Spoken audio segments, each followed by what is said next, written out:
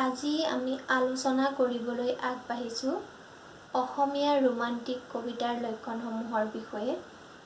এইখিনিতে যদি আপোনালোকৰ কিবা কথা সংযোজন কৰিবলগীয়া থাকে তেতিয়া আপোনালোকে মোক মন্তব্যৰ জৰিয়তে অৱগত কৰিব বুলি আশা থাকিল। বৈষ্ণৱ কবিতাৰ আদৰ্শ বৰ্জনকাৰী কবিসকল যেনে আমি ক'ব পাৰোঁ বলদেৱ মহন্ত, ৰমাকান্ত চৌধুৰী, ভোলানাথ দাস আদি প্ৰাক জোনাকী যুগৰ যিসকল কবি, সেইসকলৰ ৰচনাৰ মাজত আমি কবি প্ৰাণৰ যি স্পৰ্শ বা স্পৰ্শ থকা যি সাৰ্থক কবিতাৰ দৈন্য, সেই দৈন্য আমি দেখা নাপাওঁ।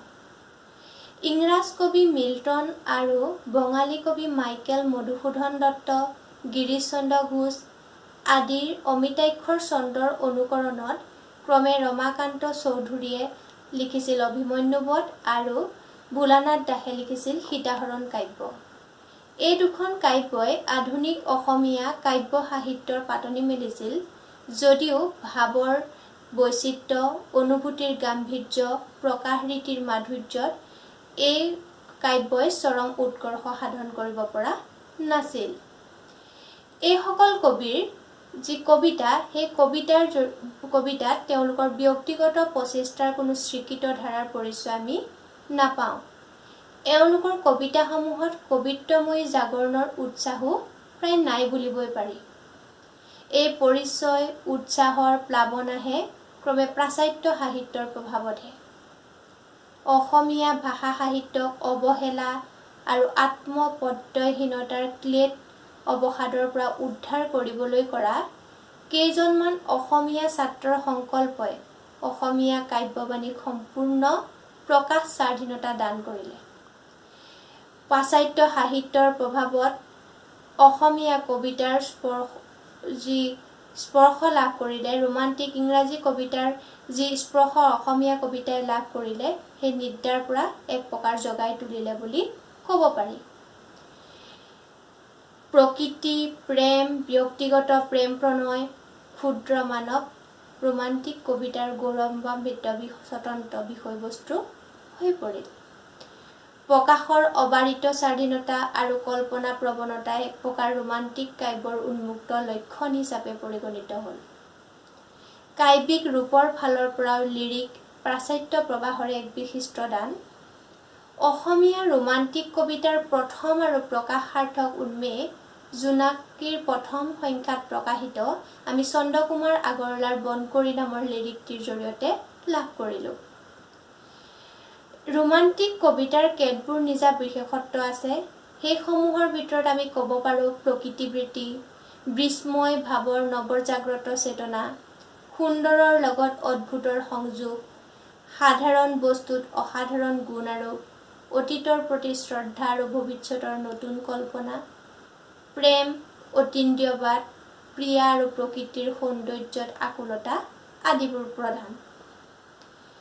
ৰোমান্টিক কবিৰ কবিতাত প্ৰকৃতিপ্ৰীতি এক গুৰুত্বপূৰ্ণ লক্ষণ।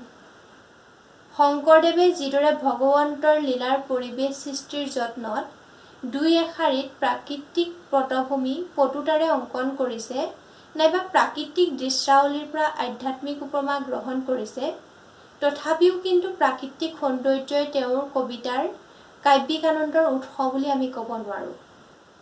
কিন্তু ৰোমান্টিক কবিৰ কবিতাৰ ক্ষেত্ৰত প্ৰাকৃতিক সৌন্দৰ্যই হৈছে কাব্যিক আনন্দৰ মূল উৎস।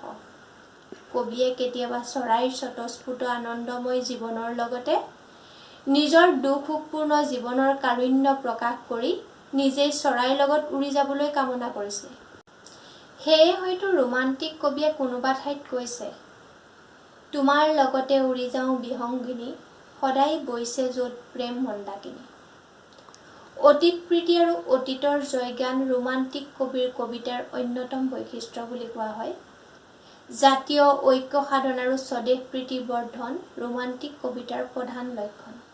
এডোখৰি পৰি থকা শিল নাইবা কালৰ বুকুত মাৰ যাব ধৰা গড়গাঁও বা ৰংপুৰক এপিনে কবিয়ে যেনেকৈ গৌৰৱময় যুগৰ কথা সোঁৱৰাই দিয়ে বা ৰংপুৰৰ কথাই কবিয়ে যিদৰে অতীতৰ সোঁৱৰণি কৰে, ঠিক এনেদৰে কবিয়ে কিন্তু বৰ্তমানৰ দুৰৱস্থাৰ সেই গড়গাঁও আৰু ৰংপুৰৰ যি দুৰৱস্থা, সেই দুৰৱস্থাই কবিক কিন্তু এফালে চিন্তাকুলো কৰি তোলে। তথাপিও কবি আশাবাদী, ৰোমান্টিক কবি সদায় আশাবাদী। আশাবাদৰ সুৰ তেওঁলোকৰ কবিতাটোত ধ্বনিত হয়। তেওঁলোকে সদায় ভৱিষ্যতৰ কল্পনা কৰে। সেয়ে হয়তো বেজবৰুৱাই বিন বৰাগীত কৈছে, নতুন প্ৰাণৰ ন চকু জুৰি দিপিটি ঢালি দে তাত, পুৰণি পৃথিৱী নকৈ চাই লওঁ হে বিন এষাৰি মাত। ৰোমান্টিক কবিতাত কিন্তু কল্পনাবৃত্তিও জিলিকি উঠা আমি দেখা পাওঁ। সাধাৰণ বস্তুত অসাধাৰণ গুণ আৰোপেৰে ৰোমান্টিক কবিয়ে কবিতাক সৌন্দৰ্যশালী কৰি তোলে। তেওঁলোকৰ মানত সাধাৰণ চৰাই এটিও স্বৰ্গীয় দূত। কণ্ঠত সুধা সানি মৰ্ত্যবাসীৰ মাজত বিলাবলৈহে যেন আহে।